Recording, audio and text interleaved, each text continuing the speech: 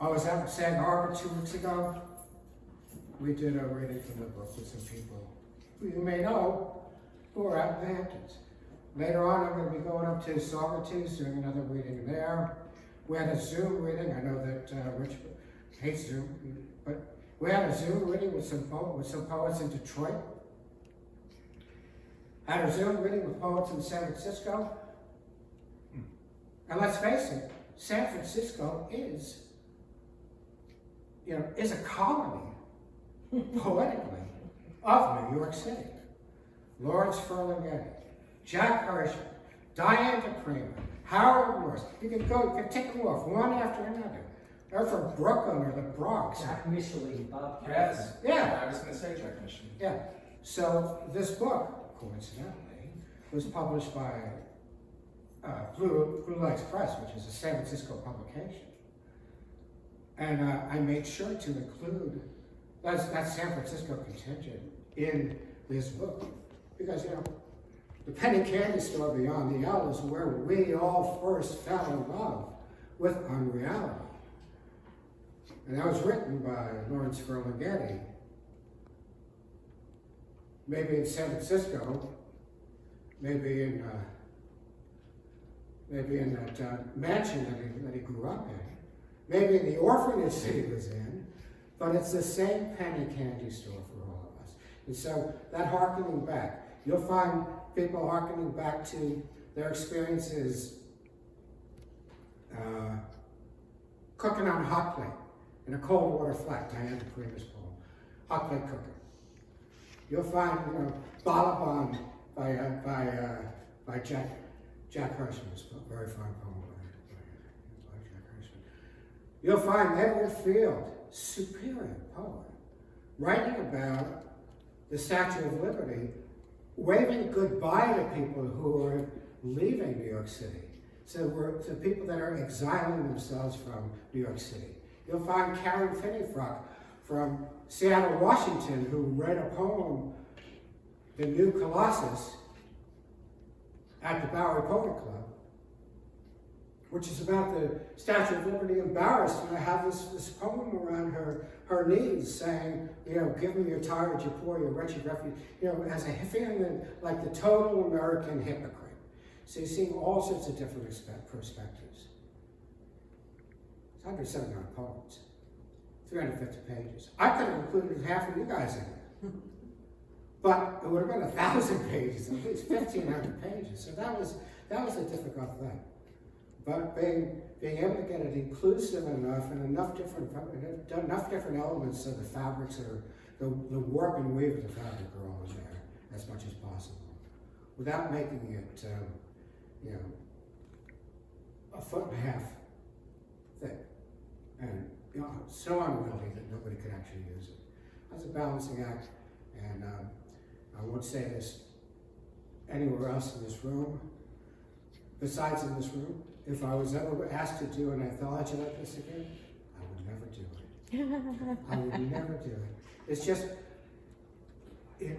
because you're like John Foster Dulles. She's saying, well, I mentioned these places, and now I got to mention Korea. So now the Chinese are invading Korea, right? It's very, very difficult to be inclusive enough and to get everybody that you possibly can. And I don't think I'll ever do another anthology like this one again. I'm glad for who we got in here. I want to make it a shared experiences. That's why I'm having 25 different readings in 25 different locations, for the anthology to try to make it as inclusive. So people who are not necessarily in it get to experience it and get to see their friends in it. So this is our chance to do that here in New Jersey. New Jersey, I'm delighted to be back here at Rutherford, a very special town among towns in America. And that's it. That's all I have to say about Wallace Williams. Anything else besides thank you for letting us come and read before you. That's it.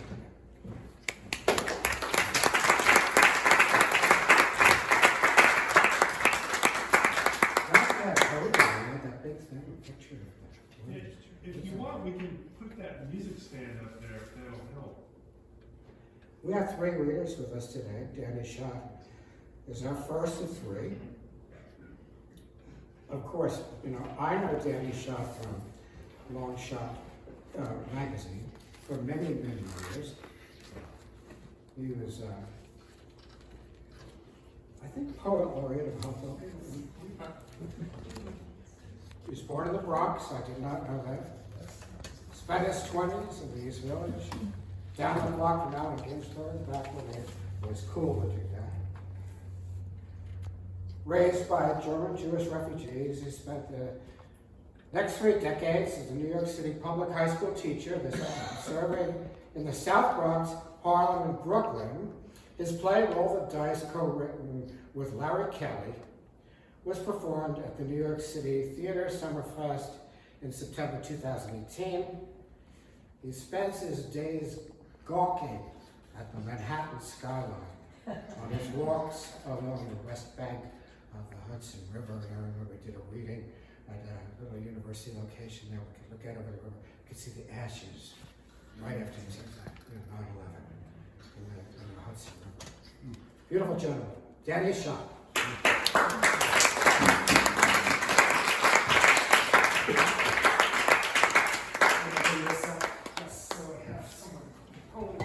And of course, Danny also lived in Dumont, New Jersey. That's right, Dumont, New Jersey. You're in Bergen County. Thank you. That was such a generous, expansive view of New York. I have a feeling Ravi Bala, mayor of Hoboken, might take exception to you saying there's only one mayor. But that's a different Eric Adams lives in Fort Lee, by the way. That's what they say, yeah. This is a double honor for me. First honor is being here, the home bred Wheelbarrow poets. That means something to me. And the second honor is being included in this book. New York City from the inside. George is selling them today. They're $20, which is a very convenient thing because you just hand him a $20 bill and you don't have to deal with change and stuff. And it's a terrific book. By all rights, I should read the poem that's in the book. However, it's one of those things, I really like the poem, and if you ask me, I think it's worth buying the book just for the poem. But it's one of those poems that I got a lot of mileage out of, but I've read it, I don't know if this happens to you as a poet, I've read it one too many times that it just doesn't work. So I'm going to read a couple of New York poems that are not in the book, even though my poem in the book is really good. Raging Bull. This happened before I was born, when my sisters Carol and Susan were very young, the early 50s. Our family lived in a 1-bedroom apartment on Sheridan Avenue behind the Grand Concourse in the Bronx, right by Yankee Stadium. One night, a child was crying incessantly, followed by adults yelling at each other at the top of their lungs. My father opened the window and yelled down into the courtyard, "Won't you shut that child up? What's wrong with you people? We're trying to sleep around here." An angry voice yelled up, "Oh yeah? Who the hell are you to tell us to shut up? Get down here and we'll settle this like men. Get down here so I can kick your ass." My dad went to the door to get his jacket ready to rumble. It was at that point that my mom said to him, "Sounds like that racket is coming from the Lamadas downstairs." For the next half hour, a steady stream of profanities reverberated through the courtyard. "Get down here so I can kick your ass, you big pussy. Nobody talks to me like that. Get down here." My dad took off his jacket, turned out the lights, closed the window, pulled down the shades, and sat quietly in his chair in the dark, smoking cigarette after cigarette.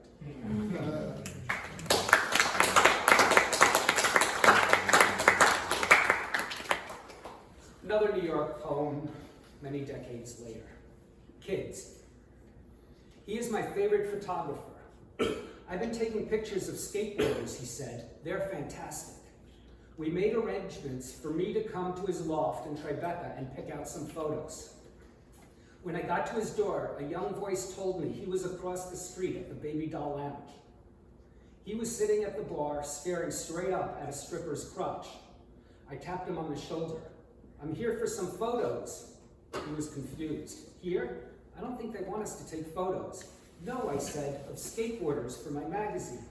"Oh," he said, "of course. Have a seat. What are you drinking?" "Beer," I replied. "You're a poet, right?" "Poets drink whiskey. I'm buying." 5 or 6 drinks later, his easy banter with the working girls was getting more worrying with each completed drink. "My friend here is a poet. Poets eat pussy. What do you got for him?"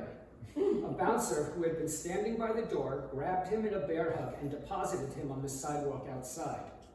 I wanted to protest, but meekly followed. We walked across the street to his loft.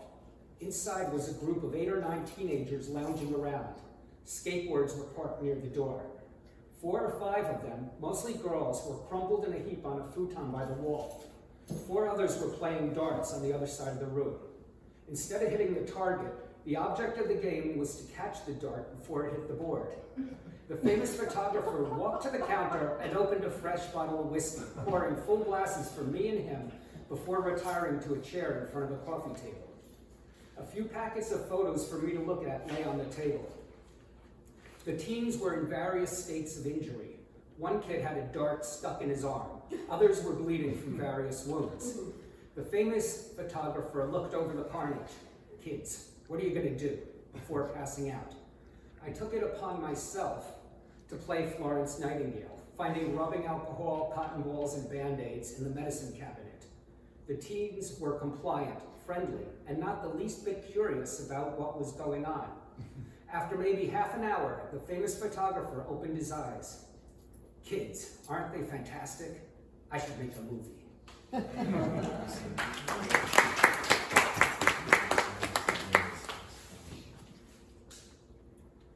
Why I'm a Mets fan?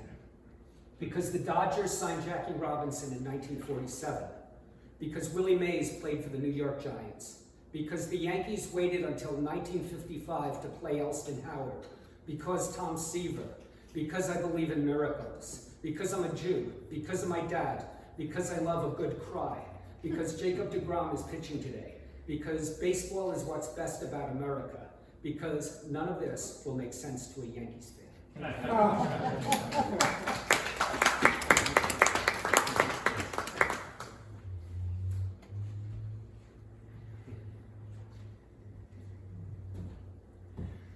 That was fun, says the singer after the first song. Glad to see friends I haven't seen in the past year or so. Let's rock, let's move, let's sweat together.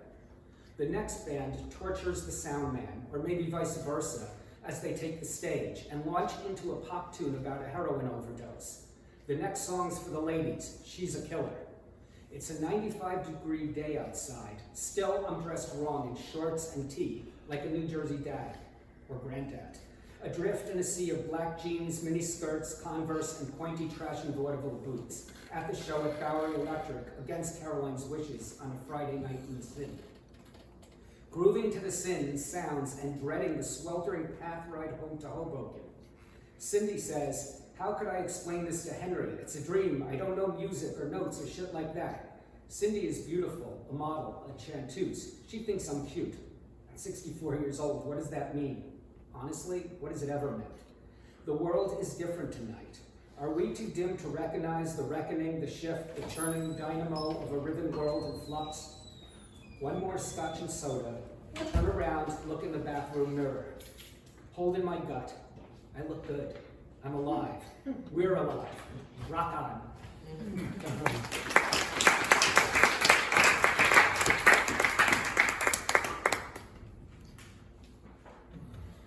The professors. I don't teach Ginsberg, he says. Too problematic. Or Whitman, same problem. Besides, have you read what he said about manifest destiny? No, I reply, and I know Whitman's work pretty well. You have to look at his journalism to see his imperialistic sympathies. But he was writing in the 1850s, I counter. People had different beliefs. Wrong beliefs are wrong beliefs. I am sitting at a table at a Cuban restaurant celebrating the birthday of a friend.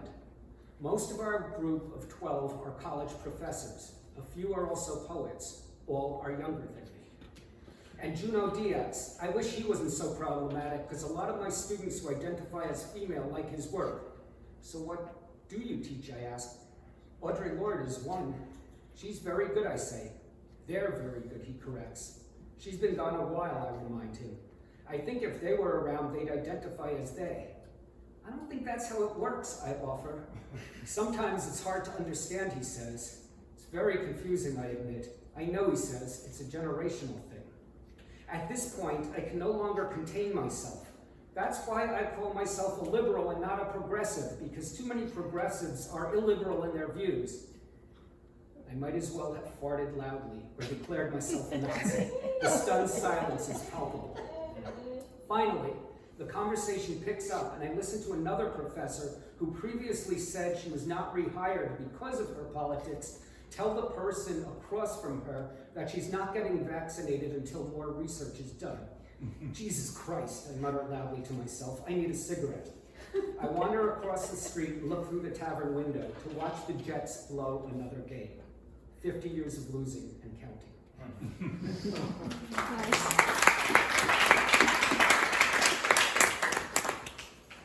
Okay, this one is was fun for me to write. A few of my friends and I were marveling in a weird way at the poems of Charles Simic in terms of what he does and all. And I was like, okay, I'm gonna write Charles Simic like poems. That's what I'm gonna do, short little things here.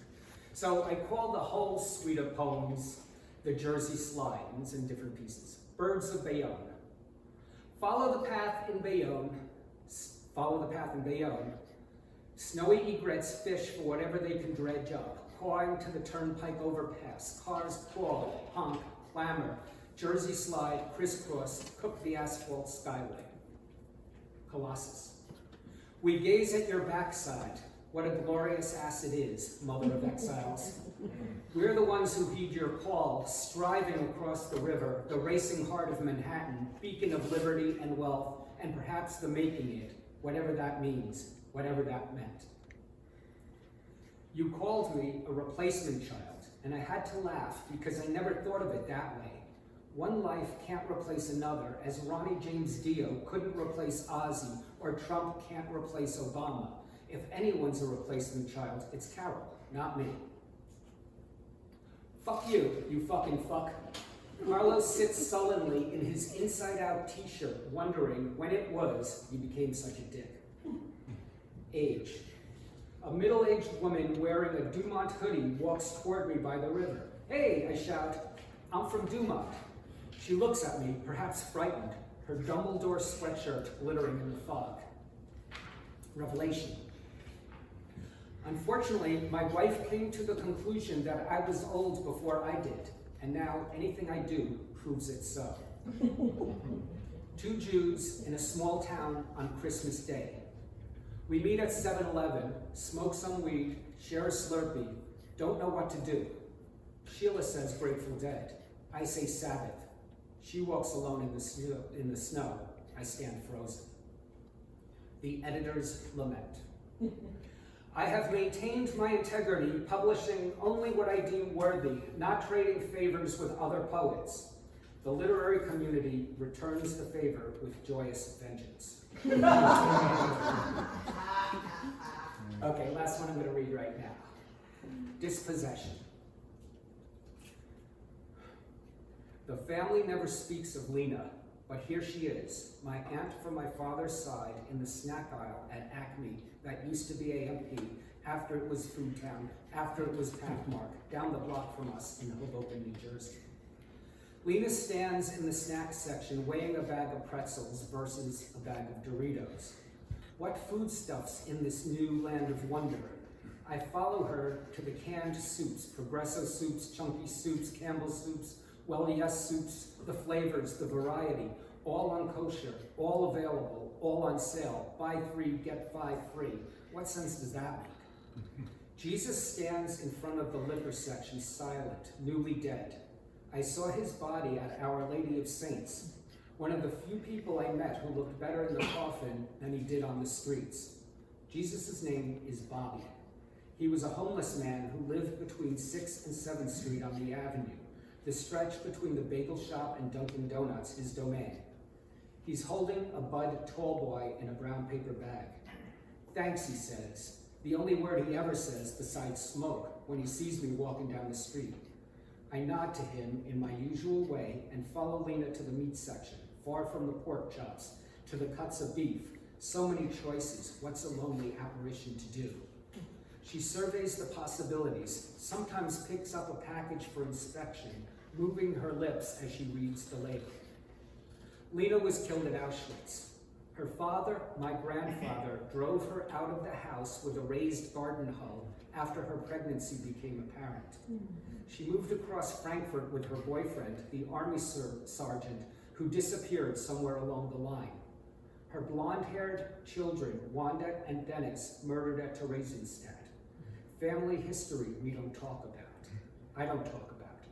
I'm the only one left. Today, Lena is shopping at Acme, and Jesus is eyeing her as she touches the plums, so delicious, so out of season on this gray autumn day. He follows her as she glides down the produce aisle, past the scales and cabbages and spinach and lettuce and Brussels sprouts, until she gets to the front of the store and sees the pumpkins. What are these orange monstrosities? Only in America, if only America. Jesus takes her by the hand, past the sad cashiers into the parking lot, where the shopping carts are scattered willy-nilly like the souls of her brothers and sisters. They walk off the grounds and disappear into what's left of this day, what's left of this world. Thank you.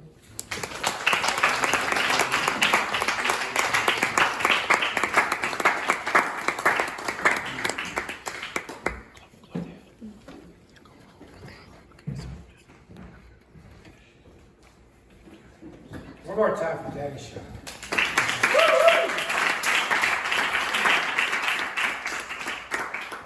There's really no point in my introducing Anton Yakovlev to you, since we're all fairly intimate terms with him. But I will say that we've done a lot of work together in Manhattan in various capacities at the Ballet Poetry Club, Carmine Metrics.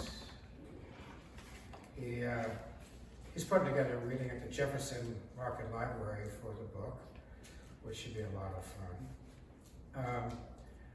And I check out his Facebook travels up in the mountains, and did not realize that he put in his bio that he's spending a lot of time, many hours, hiking the more obscure mountainous trails of New York and New Jersey. But you'll see this on his Facebook page. My greatest excitement in working with Anton was to do a review of his book of translations of Sergei Yesenin, which is really a very, very important book for American readers to experience. If you have, again, I'm talking about stuff you already know.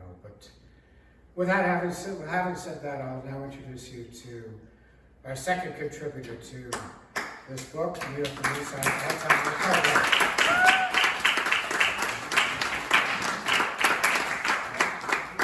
Thank you so very much, George. And indeed, thank you so much for writing that video. It really meant the world to me. So I'll start with the poem from the anthology. It's called First Snow. If I met your eyes across the table, one passing of a salt shaker would have made our blood run forever warmer. Walking through Prospect Park, I wouldn't wait until the last bench to kiss you. We would rent a place on the corner of First and First, befriend the working poets who would improvise surrealist ballads at seeing us stuck on a median, crossing Houston. We would make impulsive decisions when buying lemons, make spreadsheets if planning travels, raise a few children savvy in French baked goods, or maybe remain alone, just the two of us. And even if we fell out, started separate families, we'd always be at arm's reach, even across the globe, even if we went decades without talking. But here I am, sitting under an oak in a cemetery in Ridgewood, New Jersey, while somewhere in Malaysia or Norway, 2 of your ancestors are sharing a Coke. Rushing out to Whole Foods last night, I saw your shape on the hood of my pickup truck, traced in rock-hard snow. Over my head, the Almighty must have been grinning. When you look up at the same Almighty, you won't notice the change in the radius of the sun. Like me, you'll wish to know the nature of consciousness. Drink coffee to fall asleep faster. And maybe one day, you'll pick up a metal detector, hover it over a beach where I've dropped some good luck medallion, dig it up, and wonder what it is.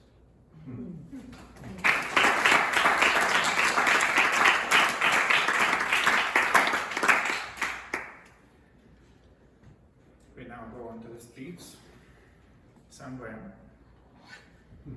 This is called the distant glow of public transport.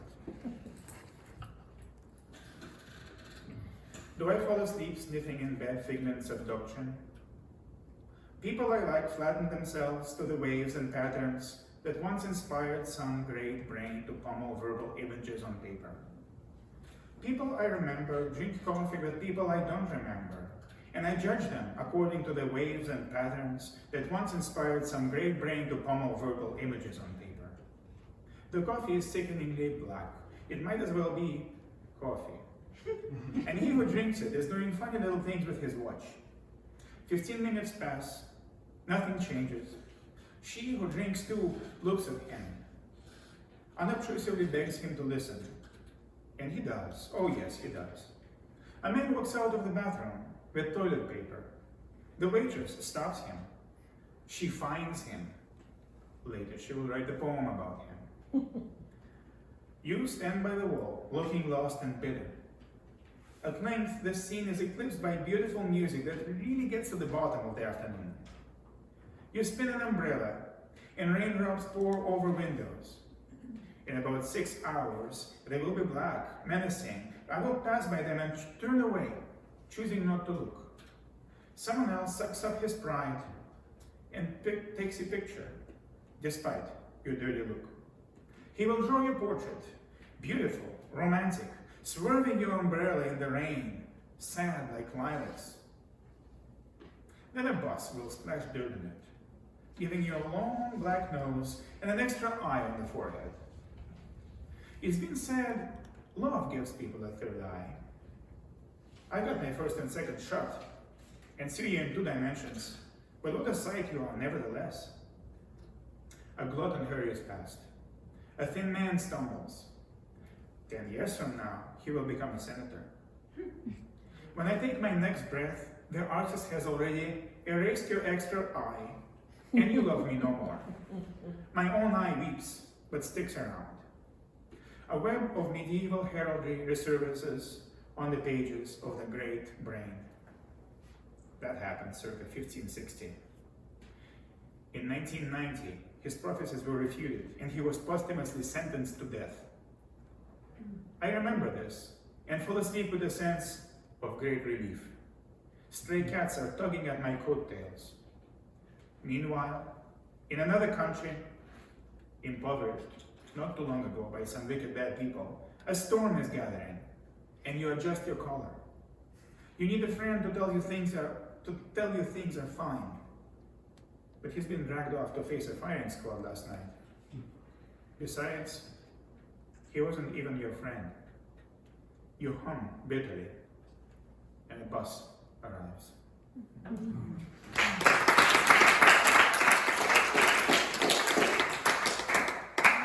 This poem is called Tender Buttons in Manhattan, and it's a found poem, or rather a centaur, compiled entirely from Facebook comments under the video, How the Button Changed Fashion, by Small Thing, Big Idea. Tender Buttons in Manhattan. I wonder what else in our world is simply waiting for its buttonhole. My Who Needs a Bra 14th century dress. I love buttons. I love buttons. Rick-a-rackin' buttons. Buttons are a nightmare to a 4-year-old. The struggle is intense.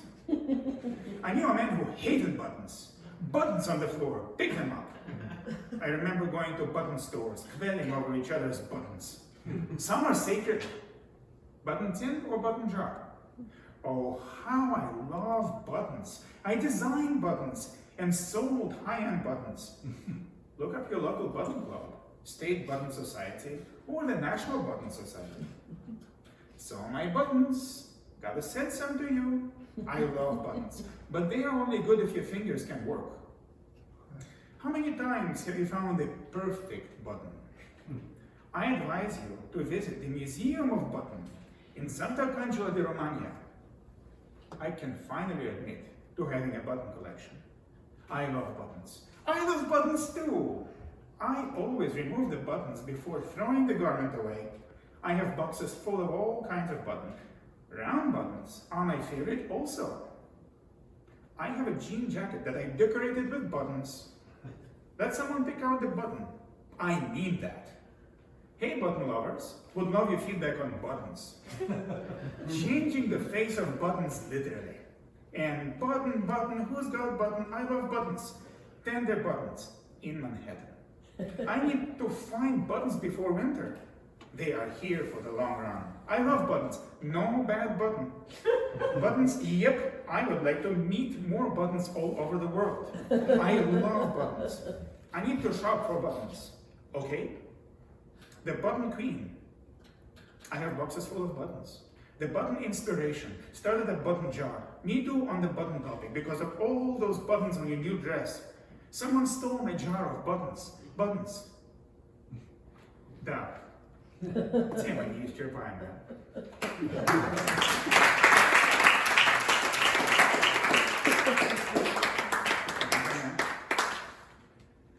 And with a poem called The Exorcism.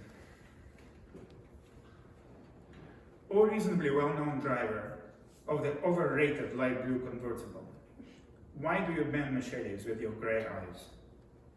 There's stage fright in the way you take left turns. When you pout, you spill dark thoughts in a pot. I suspect you come from the line of Baskervilles, post-doc. Commission or no commission, your paintings are full of spiders.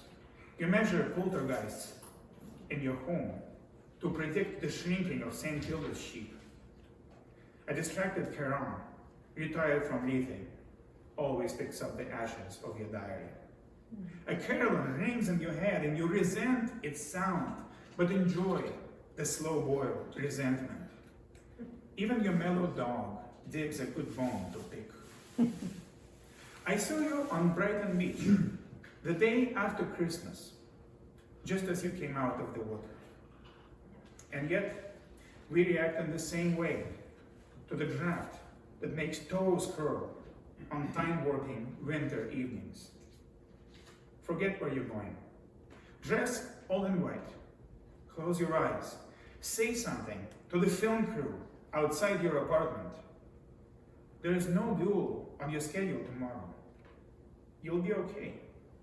Look, a new diner has opened just down the block. Thank you.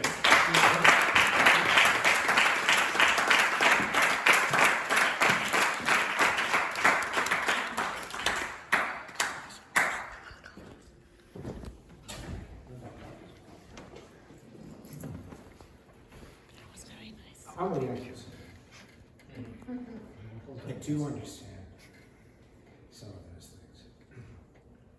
But one of the biggest influences in New York City in American poetry was, and still is, a Mets fan, which is cool. You know, we got along until Roger, what's the name of the pitcher? Clemens threw the ball at Mike Piazza, splintered the bat, a piece of the bat rolled forward to Roger Clemens, and Roger Clemens, and the only thing he does on earth is throw things, leaned over, picked it up, and threw it at Mike Piazza. Right rage. Huh? Roid rage. Yeah. Pictures matter rage. Well, I wrote a poem about that, put it on, before this Facebook, I put it on MySpace. And this major New York City influencer said, that's not funny, that's not a funny poem. And I said, well, it's not about, it was justified that he threw the piece of ballad from my piazza. I said, just that this is all this human being does on us, so his instincts took over. Well, he didn't talk to me for 12 years because of that poem. So I learned my lesson about baseball. And we did a reconciliation using the book. I won't mention his name, but I am pleased to have our third reader as a person who I've known for many years from Poets Wear Prada, as working with Jack Cooper at Poets Wear Prada. She's recently sent a very new, very long by Roxanne Hoffman, who is a New Jersey asset. She runs the independent literary press, Poets Wear Prada, with Jack Cooper. And her works can be found in various locations in the cybersphere. Performance Poetry Preservation Project, Pedestal Magazine, that's John Hemans, North Carolina, New Voice News. Her work's been set to music, various locations. She's been on the silver screen in 2005. Her poem, the indie flick, Love and the Vampire, in print, of course. And in our book here today. Very interesting, aside from all of her many, many credits, is the fact that one of her current projects involves a novel entitled The Golden Cage and 54 poems riffing on Alfred Hitchcock, both conceived during 2020, the year one of the COVID-19 pandemic. I'm very interested in, I think they're ABCD Darien poems, these 54 poems that are based on Hitchcock movies, which I think is going to be a fabulous collection. So, what we're going to hear from her today will be as equally surprising and wonderful as you've heard from our first two readers. Please welcome Roxanne Hoffman.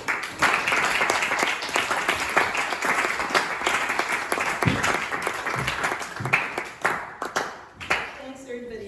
It's a delight to see all of you guys again. Just, it's been way too long. That's all I can say. It's been way too long. So I'm gonna do the poem that's in the book, and then I'm gonna read some of the Hitchcock poems. So I'm gonna start with the poem in the book. Title of the poem is Flora Selva. Hidden in my hand is a rose in bloom that is my mom. Flora Selva is her middle name, flower of the jungle.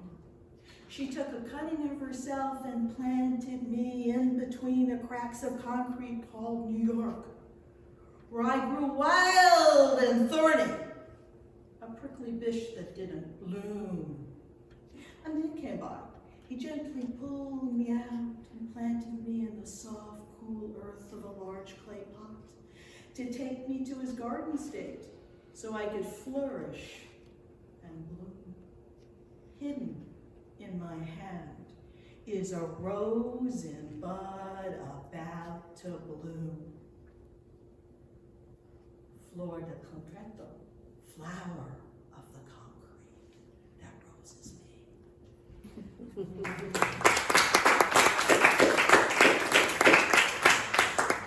Anyway, so it's 54, I think there's 54 films, but I'm gonna do a few that are actually set in New York. And the first one is gonna be After Rear Window. Hang on, just a second. Christopher Street. Yeah. Actually, 8th Street. But Yeah, in the village. Aperture's black hole, after Rear Window, Hitchcock, 1954. ambient blow-up, cameraman's dark clothed eyepiece, freeze frames golden hour interiors, journaling kissy and loud-mouthed married neighbors, oculus panning, questioning rear window sfumato tableau, umpteen viewfinders widening, X times y'all zoom in. And the next one. Crisscross after strangers on the train, Hitchcock, 1951. Amateur athlete, bête noire charmer. Double dares exchanged. Funhouse grew, home invasion jollies. Killer looks. Murderers? No, never. Only polite, quirky repartee. Strap-hanging twins until victim number one. Wasted. Xantippe, yours truly, and Zibolus.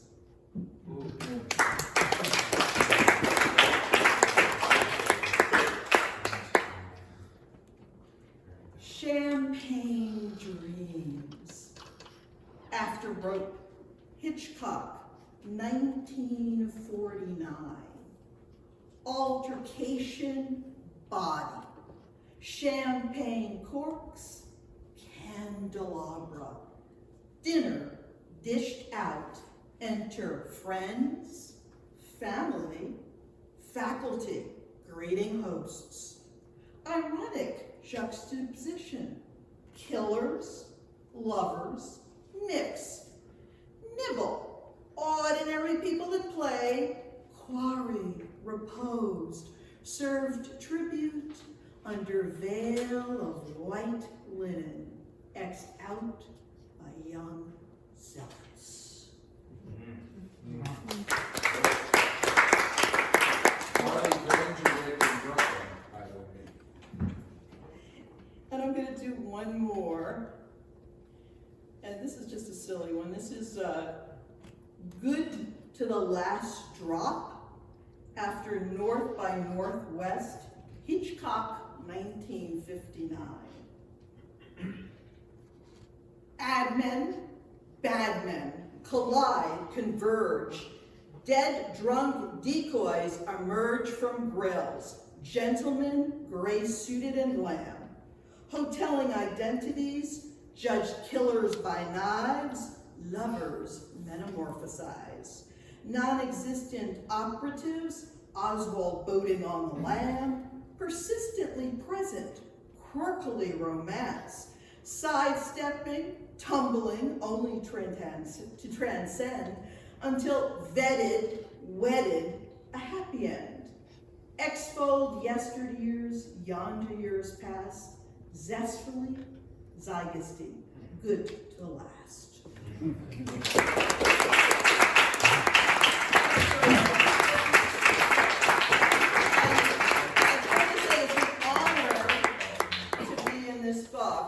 And I didn't even know about it until the last minute when George said he had picked this poem that I've written and probably read a million times for it. So thank you, George.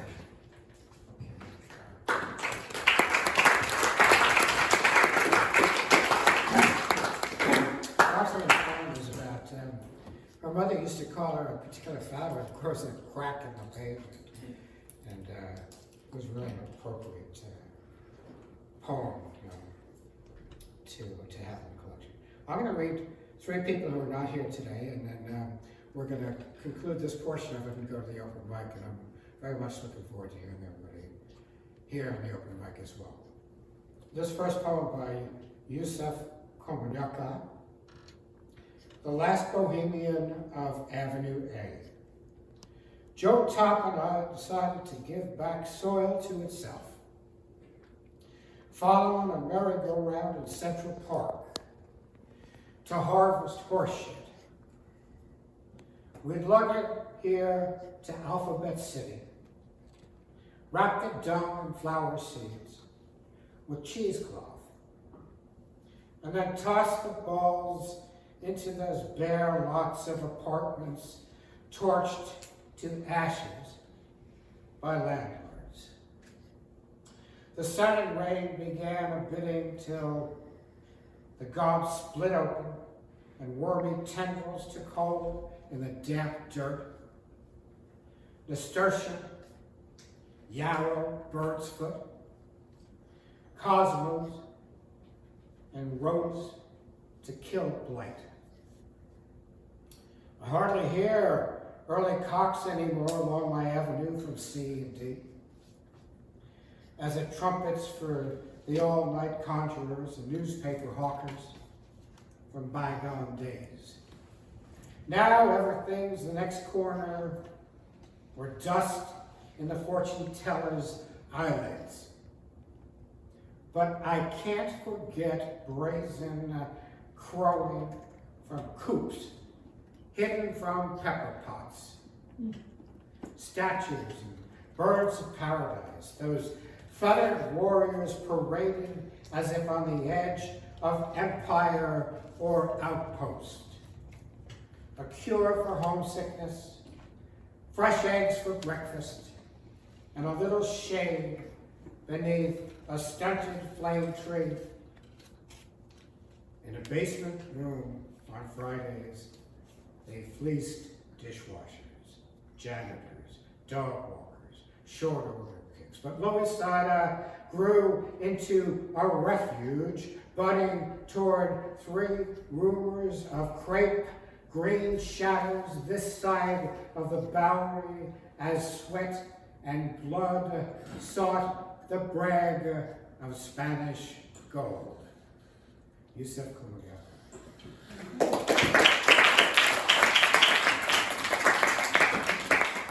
It's by the Abenaki poet Joseph Bruchon from upstate. City of dreams, stone on stone, we see you, Manhattan, not just as you are now, but as you were, as you always will be, in our lodges of memory, held between rivers and the deep breath of ocean. You remain the place of many meetings, words sung in many tongues, the mother of dreams. You were never sold. You cannot be bought. Just push it.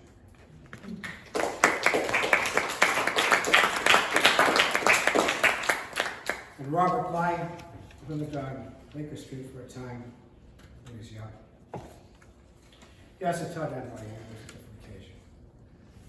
He gave me this poem just before he passed on. I'm proud to have this in the book by Robert Bly. Winter afternoon in Greenwich Village. Sunday afternoon. The shadows seem so frightening on the brownstone sills.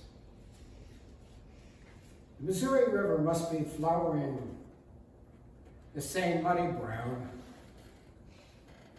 The boatboats cross the river silently in the naked moonlight. I cannot say why a Sunday afternoon in a New York apartment should seem to be night among the teepees at Jackson Hole. Jim Bridges lugs his Shakespeare through the stumps. In his shack, he swears at Iago far into the night. Outdoors, a beaver swims in the mountain stream, feeling with his nose the door of his home like a beehive, moving in a darkness the color of Indian hair. The tips of the small willows move about the silent water. Thank you all for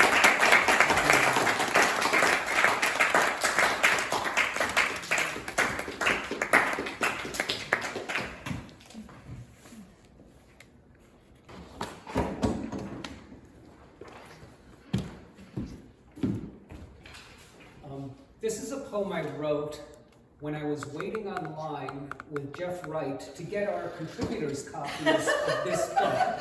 It originally started as a haiku and it expanded a little from that. Any poet who's ever been a featured poet at a place will recognize at least some of the words in this. It's called New York Story for Jeff Wright. And the way it came about is we were waiting online and somebody, fellow poet came up and said, oh, sorry Jeff, I missed your reading. I had blah, blah, blah, blah. New York Story for Jeff Wright. Sorry I missed your reading. I didn't know about it. I was down the shore, had to wash my hair, the Jets were in the playoffs, the in-laws were in town, vicious hangover, been feeling insubstantial, the train got stuck underground, a passenger was sick, someone fell on the tracks, I thought it was next week, the kids showed up unannounced, the evening news was deflating, she wouldn't stop talking, too many glasses of wine, found a spot on my forehead, my ex bummed me out, had a serious migraine, the internet went down, I was coughing and worried what people might say, the keys couldn't be found, I didn't want to run into Manny. Dee Dee said you canceled. I was watching Mrs. Maisel and lost track of time. The fridge lost power. Sorry, bro, I just forgot. Hurt my ankle on the treadmill. The weather said torrential rain. Bootsy coughed up a hairball. The sushi buffet was a mistake. I was stuck on the couch. The weed was too strong. Got scared to go out. Was caught in a maelstrom. Lost an earring in the shower. Can I watch it on YouTube? When are you doing it again? Maybe next week? I'll do my best to come. Trust me, I'll be there. I'll be there.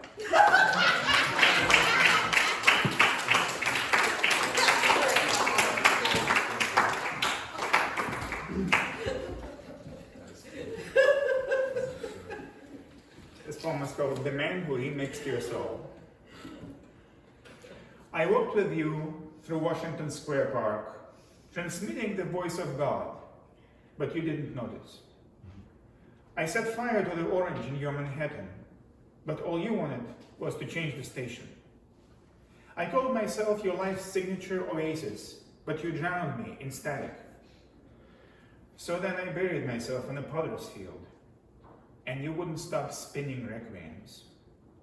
My ears had loved you even in your past life, but you jumped to the next track and got lost. By the time you came back, the man who remixed your soul had gotten permanently stoned. These days, I try to spot you in every park, but the voice of God is all I hear.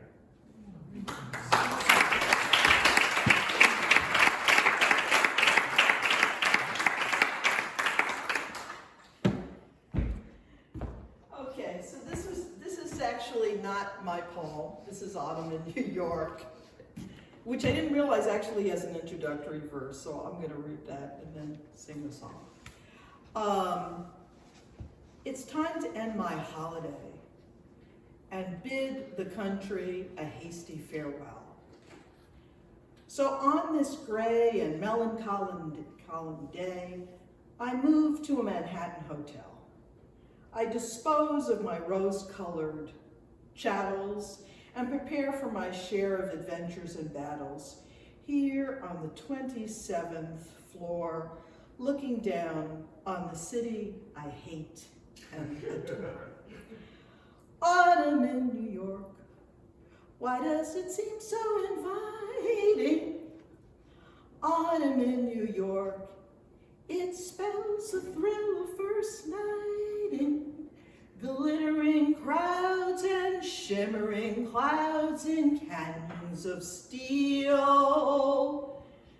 They're making me feel I'm home. It's autumn in New York that brings the promise of new love.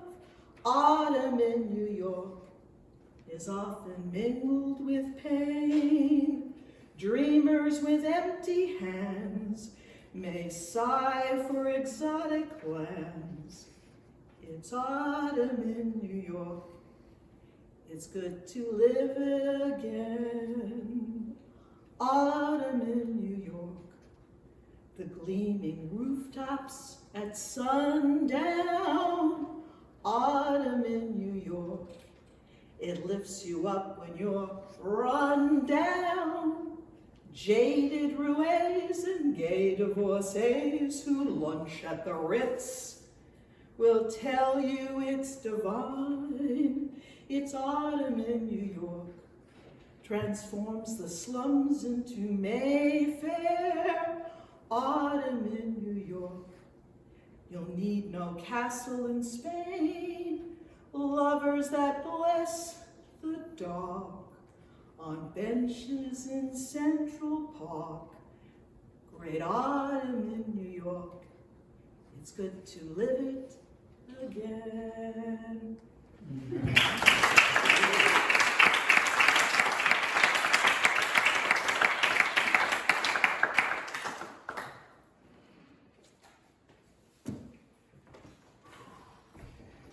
This is yesterday's poem, Rock and Roll. I am in my tender years. I have calluses on my fingers. I have a 12-string guitar and live in your town. I have 6 miles of pickup wire and a real cool amp. I am blind in the stage light to everything but the song.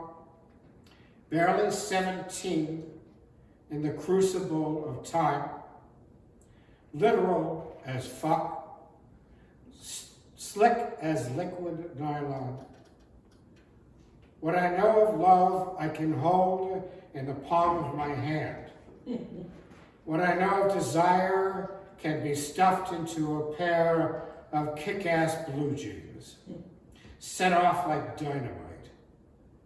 I'm vagrant, I'm plugged in, I'm perpetual. I'm a rotating spin machine. I'm an American dream. Boys envy me.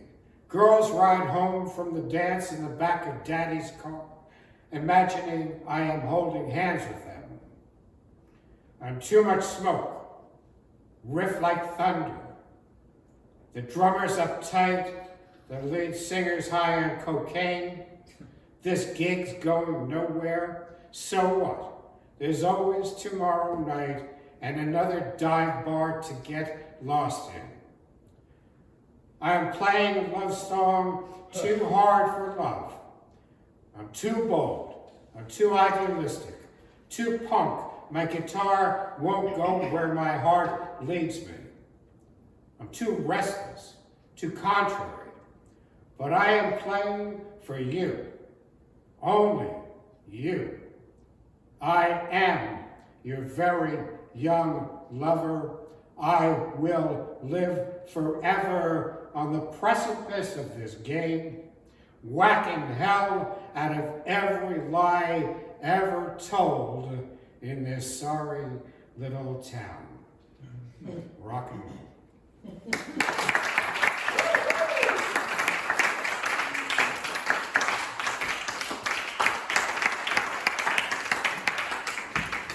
Thank you so much once again. Thank you to all official leaders. Thank you for making the trip. Thank you, George. Thank you, Danny, Roxanne, all the open mic leaders. It's great to see everyone, and see you next month.